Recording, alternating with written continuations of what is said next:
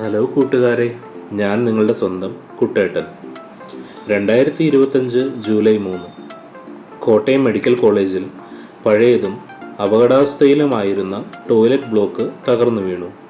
അതിൻ്റെ അടിയിൽ കുടുങ്ങിയതോ ബിന്ദു, ഒരമ്മ, തൻ്റെ മകളുടെ ശുശ്രൂഷയ്ക്കായി ആശുപത്രിയിലെത്തിയ ഒരു സ്ത്രീ. ഈ കെട്ടിടം 2012 മുൻപ് തന്നെ അപകടകരം എന്ന് അധികൃതർ രേഖപ്പെടുത്തിയിരുന്നു.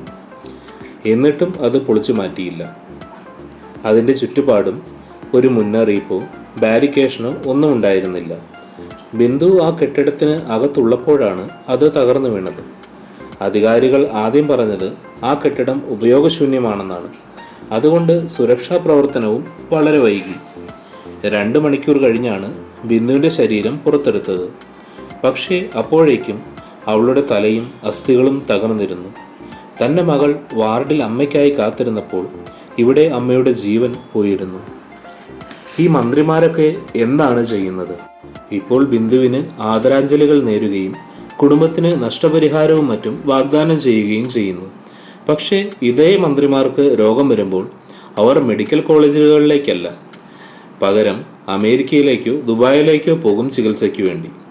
എന്തിനാണ് ജനങ്ങൾക്ക് വേണ്ടി ഇതുപോലെയുള്ള പൊതു ആശുപത്രികൾ ഉണ്ടാക്കിയിട്ടിരിക്കുന്നത്? അതും ഇതുപോലെ തകർന്നു വീഴാനാണോ?